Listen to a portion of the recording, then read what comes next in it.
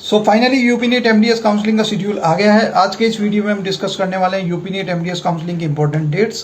Counselling attend करते समय आपको कौन कौन से जो पॉइंट है उन पर बिल्कुल फोकस आप लोगों को करना है, और अलॉटमेंट होने के बाद कौन से डॉक्यूमेंट्स आपको चाहिए होंगे at a time of reporting.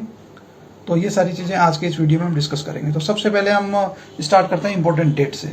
तो जो इंपॉर्टेंट डेट्स है वो रजिस्ट्रेशन यूपी नीट एमडीएस का स्टार्ट होगा 1 जुलाई से, लास्ट डेट रहेगी 4 जुलाई।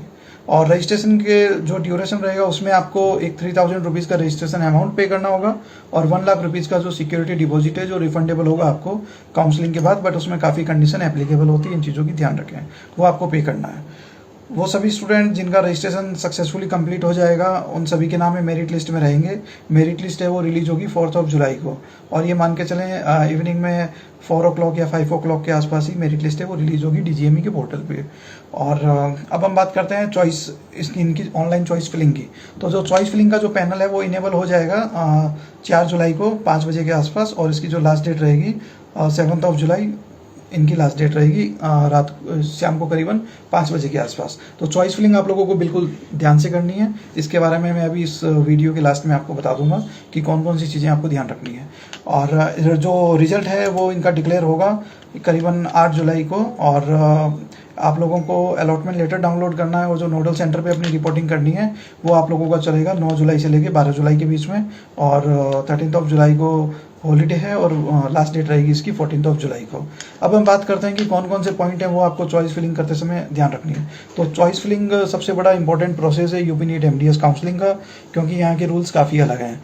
तो सबसे पहले आप लोगों को ध्यान रखना है कि कॉलेज का सिलेक्शन किस तरीके से करना है। तो कॉलेज की जो भी फीस और लोकेशन और उसका ब्रांच का रिव्यू जो आप लोगों ने पता किया है, और फैकल्टी फैसिलिटीज़ उसकी एफिलिएशंस, ये सारी चीज़ें आप बिल्कुल ध्यान में रख के ही अपनी जो कॉलेज का सिलेक्शन करें। कुछ स्टूडेंट्स का रहता है कि मेरे को ब्रांच वाइज कॉलेज चाहिए, कि भाई जैसे मेरे को एंडो में लेना है या ओएस में लेना है, तो अपनी कॉलेजेस की लिस्ट इस तरीके से बनाएं कि क्या आपका बजट अलाउ करे और आप लोगों का इंटरेस्ट कौन से कॉलेज में है। ये सारी चीज़ें डीजीएमई ने पहले ही मेंशन कर दी है कि आप वही कॉलेज एंटर करें अपनी चॉइस फिलिंग में जिनमें आप लेने के लिए इंटरेस्टेड हैं। और कुछ स्टूडेंट्स होते हैं वो कॉलेज स्पेसिफिक होते हैं कि मेरे को ए कॉलेज में लेना है और मेरी ब्रांच की प्रायोरिटी यही मतलब रहेगी कि मैं एंडो से स्टार्ट होगी, मेरे को पीडो चाहिए, पेरियो चाहिए, वॉट एवर ब्रांच चाहिए। तो अपना कॉलेज और ब्रांच का सिलेक्शन उसके अकॉर्डिंग करें। अपनी जो प्रायोरिटी लिस्ट है वो आप बिल्कुल अच्छे तरीके से तैयार कीजिएगा। यदि इस बारे में आपको कुछ भी जानना हो कि कौन सी ब्रांच के लिए कौन सा कॉलेज में रखूं, या इस कॉलेज की कौन सी ब्रांच में अपने टॉप पे रखूं चॉइस फिलिंग के लिए, तो उसके लिए हमारे जो स्क्रीन पे दिए गए नंबर है उन पे आप कांटेक्ट कर सकते हैं।